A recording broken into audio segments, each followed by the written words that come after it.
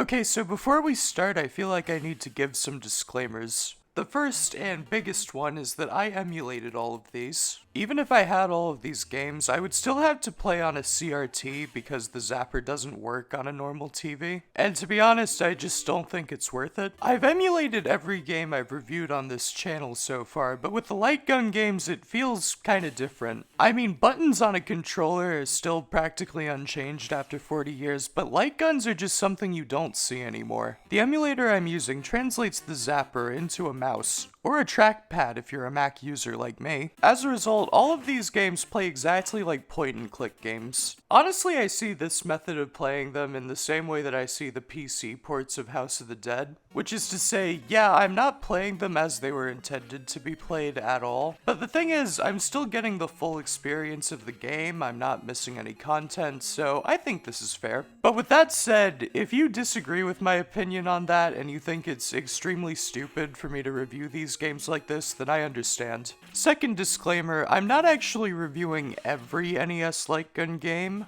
There are 16 officially licensed games that are compatible with the Zapper, but out of those 16, 5 of them are mostly played with a controller. The Adventures of Bayou Billy has 9 stages, and only 2 of them are Zapper stages. Daydream and Davy just straight up is not a Zapper game. The Zapper is only used for a very, very brief minigame. Track and Field 2 has 15 minigames, and only one of them uses the Zapper. And I also didn't include Laser Invasion or the Lone Ranger for similar reasons. I just feel like it's not really a fair comparison. So instead, I'll only be ranking the 11 dedicated light gun games. And while I'm at it, I'll also rank the 2 unlicensed NES Zapper games since they're also dedicated. That brings us to a total of 13 games I'll be ranking. Anyway, speaking of unlicensed, number 13, Baby Boomer. This might actually be the worst game I've played in my entire life. Congratulations, Atari Pac-Man fans, you win. So, Baby Boomer is a ripoff of another light gun game called Gumshoe.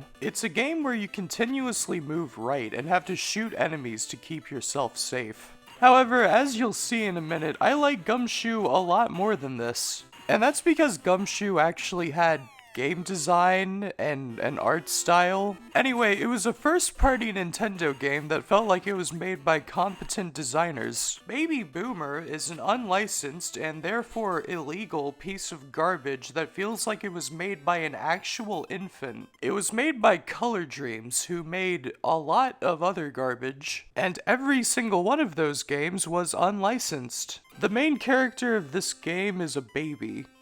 Like, an actual newborn. Who thought this was a good idea? And you play as some omnipotent deity or something who defends the baby from wild animals and pitfalls. As you probably noticed from the background footage, the music is absolutely terrible. I can confidently say with no exaggeration that this game would be far less bad if it was completely silent. But that's not the only problem. Oh no, it is not. Some of the hitboxes for the enemies are just not on the sprites. For example, at one point in the first level, you have to shoot a golden cloud to make an ice bridge. But for some reason, you can only shoot the right side of the cloud, and shooting the left side does absolutely nothing. The damage hitboxes are also off, since enemies will hit you way before they should. On top of that, the game is just very bland and ugly to look at. Every object just kinda looks like it's from a different game, and none of it blends well.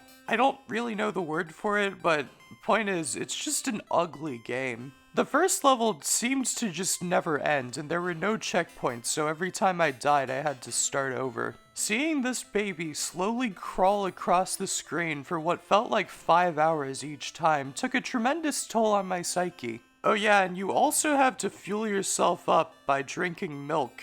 You get milk by shooting bottles, and I don't have a problem with this system inherently. Problem is, the only indicator for how much milk you have is a very discrete bar at the top of the screen that's very easy to ignore and forget about. When I first started this, I wanted to quit immediately, but I decided, I'll get through the first level. I discovered that later there are other clouds that you have to shoot to make bridges that just look like regular clouds. That's really great design, by the way. Yeah, make it seem like the golden cloud makes it special so that only gold clouds drop things to make bridges. Then immediately after, make them come out of normal clouds. If it wasn't for their hitboxes appearing when you shoot for one frame, I never would have found them and I would have just been stuck here. Which admittedly is something that a lot of these games do, but more on that later. Anyway, after playing this game for longer than any human being should, I made it to the end of the level only to run out of milk and die. Now, this is kind of my fault for not shooting the very obvious milk bottle that was right on the sign, but when you're constantly getting jumped by spiders and rats and snakes and having to shoot clouds, do you really think I'm gonna remember that? This game truly baffles me. It is a bad concept with atrocious execution. For a lot of these games, I'm actually planning on doing separate videos for them later.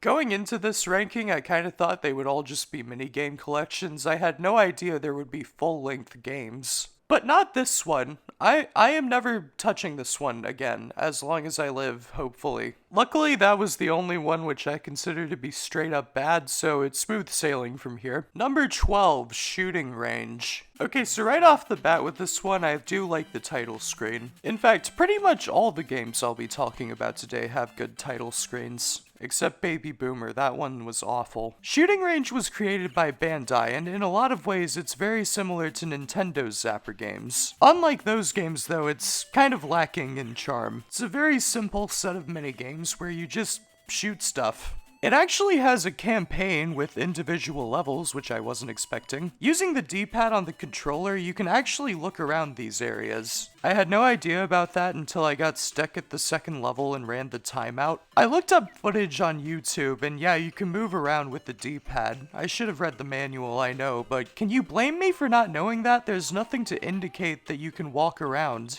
The most notable and funny part of this game is the theming. Like in the first level, you're in the middle of the desert shooting targets off of people's heads and out of birds' mouths. Then the second level appears to take place in a haunted mansion or something with a bunch of mummies and ghosts and witches and stuff. Then there's a bonus stage where you shoot a bunch of bottles of alcohol and there's a wanted poster there, so this is pretty clearly a Wild West shooting game, right? Stage number 4 takes place in space where you shoot aliens. Then after you kill enough aliens, you get to fight a boss alien that flies around and takes like 10 hits to kill, which I managed to do. I actually beat this game. I died on my first attempt though, so I lost my high score and I didn't make it on the board, so that was a little disappointing. There's also a party mode which features an actual shooting range. So this game isn't false advertising, I guess. Good for that. Overall, this game is fine. It's just kind of boring. It's fun enough to play, but it's kind of generic, and it doesn't have that much more content than Nintendo's first Zapper games.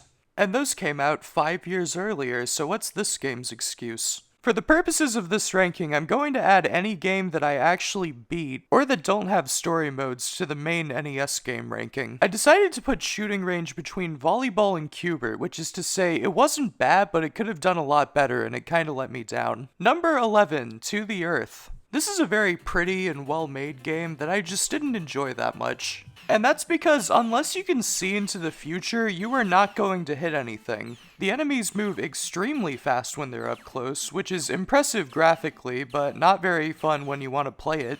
The only real chance you have to hit any of the ships are when they're coming on screen for the first time. They're much smaller targets then, but they move at a fraction of the speed. It's a shame that I didn't enjoy this one because it looks really cool. It was way too hard, so I didn't beat it, so maybe some other time. Number 10, Gotcha the Sport. That little rainbow in the top left corner of the screen worried me a lot before I played it. LJN is one of the most infamous game companies of all time. They're most famous for their absolutely terrible movie tie-in games. How funny that the first one of their games that I play is based on a movie I'd never even heard of. You know, I'm actually a pretty big fan of 80s and 90s movies, so I had seen every other film they made a game off of except for this one. Oh, and also Alien 3, I've never seen that. I loved the first two, but I heard that the third one was really bad, so I just never watched it. Anyway, this is a paintball game, which I was not expecting. It's a capture the flag style game where you have to use the D-pad on the controller to walk to the right and get the flag. Funny enough, I feel like emulating this game actually makes it work a lot better. Using a controller and a light gun at the same time would be a pain, but using a trackpad and the arrow keys at the same time, I do that all the time. I mean, it's pretty fun. It has good action, it has good music. It has a consistent art style, unlike the game that shall not be named. The thing that kind of kills it for me though is that there is absolutely no variety whatsoever. You walk right, get the flag, and walk left. There really isn't anything else to it. Sure, there are other levels, but they're all pretty much exactly the same thing, and there are only 3 levels in total that loop forever. I got through every level, so I guess I beat it? I don't know. I mean, there's absolutely no way that there's enough to talk about with this one that I could give it its own video, so yeah, I guess I'll add it to the list. I'll put it exactly 1 spot above shooting range. Pretty mediocre overall, but if the angry video game nerd was even half correct about how bad their other games are, this is LJN's masterpiece, I guess. Going into this video, Gumshoe was the game that I was the most curious about. This game is essentially Flappy Bird, except instead of a Flappy Bird, you control an overweight detective. He jumps when you shoot him for some reason, and he walks forward automatically and you have to defend him from enemy- Hey, wait a minute! Okay, no, this game is way better than Baby Boomer, but still, comparisons there. You also find bullets and balloons for some reason. For some reason, you don't actually spend bullets when you shoot yourself, specifically. So jumping is free, but nothing else is. This game is really weird, but at the same time, I kinda had fun with it. It's also stupidly hard, so I didn't manage to get past the first level. I got better at it, and I managed to get through the first part of the level pretty consistently. But then after that, there's this part with rocks falling from the sky, and yeah, this just doesn't feel possible to me. This is one of the many games in this list that I'm going to save for later. I really feel like it needs its own dedicated video for me to explain my feelings about it.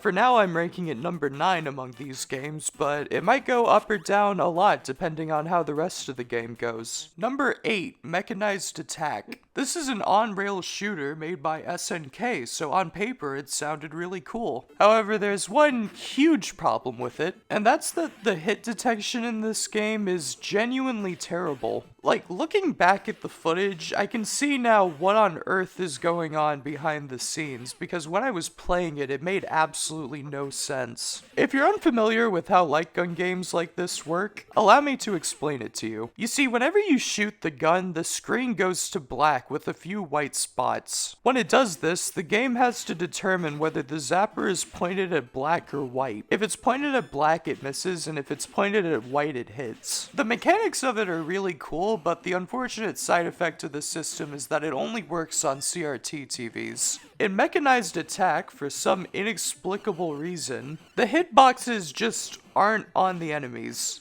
They're just not on them. You can shoot a target directly and it just won't kill them a lot of the time. And sometimes you'll just kill something by shooting in a random direction and hitting a stray hitbox. This might just be a problem with my emulator, but I don't know, every other game worked fine. Whatever is going on behind the scenes, there is something very, very wrong here. The game simply doesn't work properly. I don't know what else to say. Like, I'm sorry if I misrepresenting this game, but I really don't think I'm doing anything wrong here. I don't know, it's decent, I guess, but it's just not functional. If it worked properly, I think it could actually be pretty fun. Like, the basis for a great shoot-'em-up game is here, it's just, it doesn't work. Number 7, Operation Wolf. This is a game that I almost ended up owning because I was going to buy it as a part of Taito Legends. I went to a used game store, and then I found the box for it, and then I go up to the counter to get the disc, and they tell me, oh, we don't have the disc, but we have the disc for Taito Legends 2. I don't know why that happened, but if I had to guess, someone swapped the discs by accident before. I mean, that same store gave me Spider-Man 3 instead of Batman Begins by accident accident, so I wouldn't put it past them. Honestly, I had way more to say about that store than I did for this game. It's a pretty decent on-rails shooter that actually has hitboxes that work. A little boring, and it doesn't look the best, but it's okay. Number 6, Chiller. Okay, now we're getting to the good stuff. I'm really excited to talk about Chiller. Chiller is the other unlicensed NES Zapper game, and unlike Baby Boomer, it's not terrible. One thing I've got to praise this game for right off the bat is that you can shoot the options.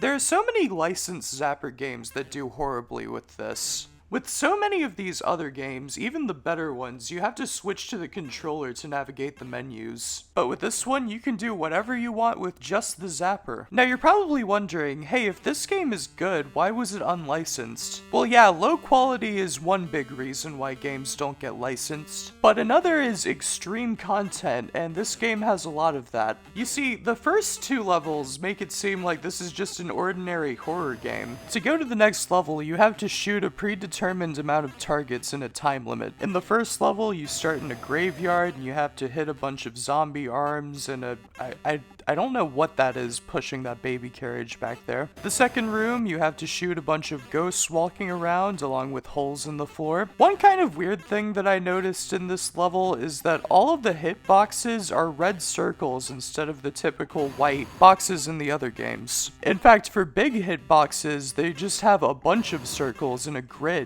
This actually means you can miss a big target by hitting between the circles. It's not really a big problem or anything, it's just kind of funny. Anyway, levels 3 and 4 are torture rooms. To be honest, I don't even think I can show you the 4th one because it's pretty graphic. Funny enough, the torture devices all actually work here. You can feed a guy to crocodiles, you can use the rack to pull people apart. In the 4th level, which again I'm not showing, you can even guillotine a guy. Yeah, needless to say, this is why it was unlicensed. Could you imagine a licensed Nintendo game with a torture chamber? Yeah, even though this game isn't that complex, it's still really cool. I did get through every level, so I beat it, but I'm not going to include it on my main list because I only want licensed games on that, so I've decided to make an independent, unlicensed list. Chiller is the only game on the list right now, but it's number 1, so good for Chiller, I guess. Number 5, Wild Gunman. At last, we reached the first of the NES launch titles. You know, my main reason for starting this video was just to do the launch titles, and I thought I could get a bunch of other games out of the way in the process. As you can see, every single Zapper launch title made it into the top 5, and even the weakest of these is still a really good game. Wild Gunman is a quick draw game where your only goal is to shoot the guy before he shoots you. There are 3 modes to this game, and easily the most well-known one is the one where you only shoot one guy at a time. I like this mode a lot. It has really cool atmosphere and a good presentation. In this mode, every single opponent stands in exactly the same place. In my case, that meant that I could keep the cursor in exactly the same place, and if you were playing this on the original hardware, then you could just hold the zapper directly to the screen. This sounds like a complaint, but I actually really like it because it turns the game into a game of pure reflex. I also love the inclusion of the timer to let you know how quick you were to the draw. The fastest I was ever able to get was 0.33, and most of my shots were under 0.4. Unfortunately, my quick draw kinda meant I got into a loop of winning over and over again. I decided to just keep playing until I lost, and it wasn't until my 33rd opponent that I finally took a bullet. I also love that the death music is the funeral march. That's just a really nice touch. I like that a lot. The second mode puts you up against 2 outlaws at the same time, and this is a pretty good challenge. I actually had a little difficulty moving the cursor over to each person. At first I thought I could cheese it by just targeting whoever shot faster first, but then I found out that they don't call fire at the same time, which is a really good way to prevent that strategy. Mode number 3 is fighting an entire gang in a saloon, and I didn't like this one as much, but it was still pretty fun. It doesn't have the same tense atmosphere, but it's a nice little challenge. As for the ranking, between Wrecking Crew and Golf, yeah, that sounds right. Number 4, Hogan's Alley. This game also has 3 modes and is also about shooting people before they shoot you. Except instead of outlaws in the Wild West, it's cardboard cutouts of mobsters for some reason. The first mode is picking the mobster out of a lineup of 3 people. Shoot an innocent person, you miss a point. Miss a mobster, you lose a point. It kind of reminds me of that side mission in Ammunition in GTA San Andreas. It's fun, but the real substance of this game is in Mode B. Mode A is kind of a practice mode, and this is the real thing. It's kind of like another on-rails shooter, except it's too old for them to have figured out how to do that properly yet. So instead, the screen moves and you fight a bit, and then the screen moves and then you fight a bit, and so on and so forth. It infinitely loops in a pretty natural way that I didn't notice until I rewatched the footage. Mode A was okay, but it's honestly way more fun in practice. And then there's Mode C, where you shoot cans across the screen. Yeah, that makes sense. That ties in naturally with the rest of all of this. Okay, jokes aside, I actually really like this mode. I think giving you more points as you land the cans further down on the screen was a really good risk and reward system. Even if I did initially assume that the higher ones gave you more points, because that's how it goes, higher is better.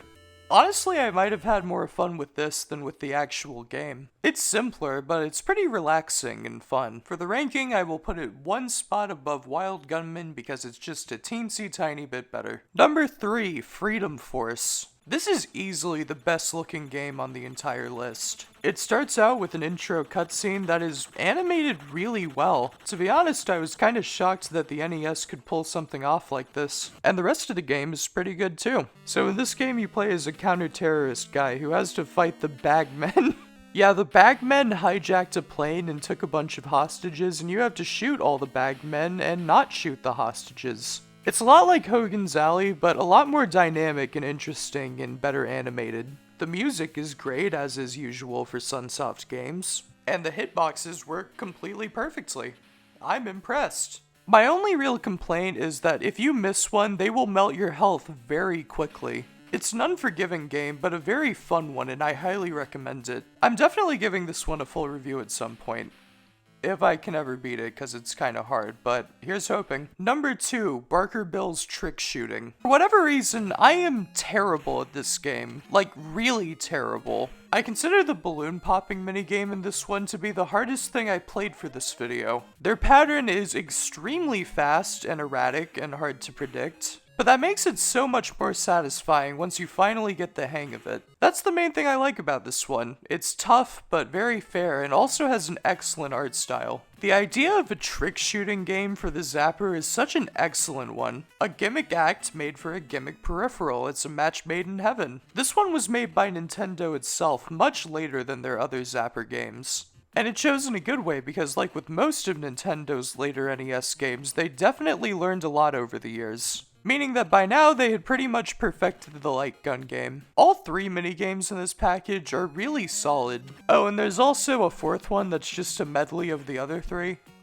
Why would you give it a unique name then? Well, whatever. Balloon Saloon, Flying Saucers, and Window Panes are all really good. This game has a very high skill ceiling, and I can't wait to play it more in the future. So yeah, great theming, great games, great art style, just all great. As for the ranking, putting it between Mario Bros. And Mach Rider. Good job, Nintendo. And of course, at number 1, we have Duck Hunt. Yeah, I know it's not the most original take, but come on, it's perfect. I will mention that this is the only one of these games I've actually played on the original hardware, so maybe I'm just a little biased seeing that this is the only one I've played in its original state, but it seems like everyone else thinks this is the best one. It was an absolutely perfect idea to pair it up with Super Mario Bros. I can't think of 2 games that are more different but complement each other so perfectly. I think that's because at their core they have the same design philosophy that all of the early NES games had.